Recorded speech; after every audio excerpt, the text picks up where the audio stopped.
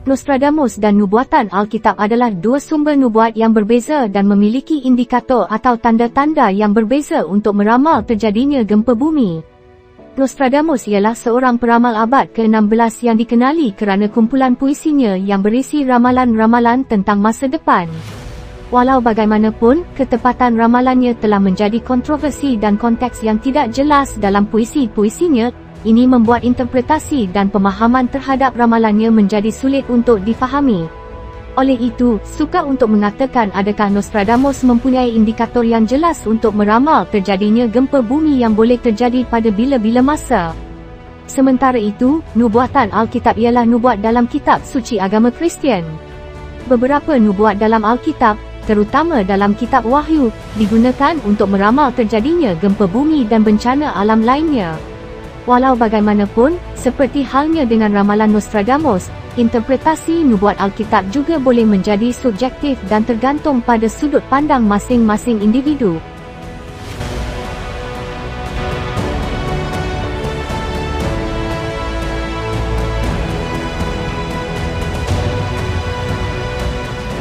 Nostradamus. Salah satu ramalan Nostradamus tentang gempa bumi terdapat dalam kuetrennya yang berbunyi, api gunung berapi dari tengah bumi akan menyebabkan guncangan di sekitar kota baru. Dua batu besar akan berperang lama. Lalu Aretusa akan merahankan sungai baru. Beberapa pakar telah menginterpretasikan kuetren ini sebagai ramalan tentang gempa bumi yang akan terjadi dekat dengan kota baru yang dibina di atas tanah vulkanik. Gempa bumi ini mungkin disebabkan oleh aktiviti gunung berapi di bawah tanah, yang kemudian akan mencetuskan konflik antara dua lempeng tektonik yang bergerak. Akhirnya, sungai yang tadinya tidak merah akan menjadi merah kerana bahan vulkanik yang dilepaskan semasa gempa bumi. Namun, seperti yang telah disebutkan sebelumnya, interpretasi dari ramalan Nostradamus sering kali berbeza-beza dan boleh diperdebatkan.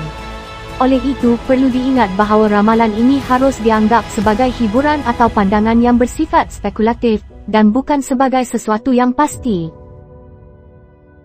Alkitab. Menurut kajian ahli teologi sejarah, satu contoh gempa bumi besar sebelum zaman Yesus ialah gempa bumi di China pada tahun 1556 yang mengakibatkan kematian kira-kira 830,000 orang. Tambahan lagi, gempa bumi besar juga berlaku di Greece pada tahun 365 Masehi yang mengakibatkan kematian kira-kira 50,000 orang. Gempa bumi menurut Alkitab. Alkitab mengandungi beberapa nubuat tentang gempa bumi. Antara lainnya terdapat dalam kitab Wahyu, yang merupakan bahagian terakhir dalam Perjanjian Baru. Salah satu nubuat yang paling terkenal tentang gempa bumi terdapat dalam kitab Wahyu, pasal 6 ayat 12 hingga 14, yang berbunyi, kemudian aku melihat ketika anak domba membuka meterai yang ke-6, dan terjadilah gempa bumi yang besar, matahari menjadi hitam gelap seperti kain kabung, bulan menjadi seperti darah, dan bintang-bintang di langit gugur ke bumi seperti buah ara yang gugur dari pohonnya yang digoncangkan oleh angin kencang. Nubuat ini dikaitkan dengan penghakiman terakhir atau hari kiamat, yang merupakan suatu konsep yang terdapat dalam banyak agama. Walaupun terdengar menakutkan, penting untuk diingat bahawa penafsiran nubuat ini bukan untuk digunakan dalam meramalkan gempa bumi yang boleh terjadi pada bila-bila masa. Selain itu, terdapat juga beberapa nubuat tentang gempa bumi di bahagian-bahagian lain dalam Alkitab, seperti dalam kitab Mazmur dan kitab Yesaya. Namun, seperti halnya dengan nubuat dalam kitab Wahyu, penafsiran nubuat-nubuat ini dapat bervariasi dan dapat dianggap sebagai pandangan peribadi atau keyakinan agama masing-masing. Namun yang pasti bukan untuk digunakan dalam meramalkan gempa bumi yang boleh terjadi pada bila-bila masa pada masa kini. Sebagai umat Kristian, penting bagi kita untuk memahami bahawa Alkitab harus dianggap sebagai karya sastra yang penting dan harus ditafsirkan secara hati-hati dengan menggunakan akal sihat.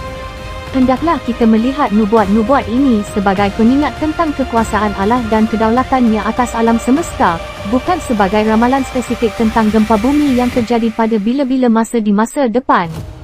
Selain itu, kita juga harus memperhatikan bagaimana kita sebagai manusia dapat meresponi bencana alam ini dan membantu orang-orang yang terkena kesannya. Dalam kesimpulannya, tidak ada indikator atau tanda-tanda yang pasti dalam ramalan Nostradamus atau nubuat Alkitab yang dapat digunakan untuk meramalkan kejadian gempa bumi yang boleh terjadi pada bila-bila masa secara tepat di zaman serba moden. Adalah lebih baik bergantung pada indikator penelitian dan teknologi moden yang dapat memberikan maklumat yang lebih tepat dan boleh dipercayai dalam meramal terjadinya gempa bumi.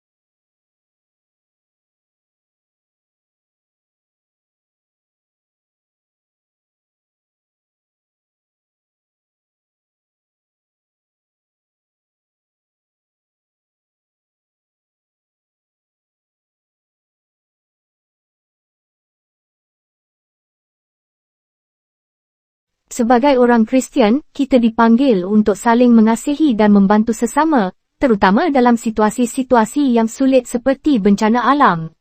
Oleh kerana itu, penting bagi kita untuk menunjukkan belas kasihan dan memberikan respon bagi mereka yang kurang bernasib baik akibat impak bencana tersebut.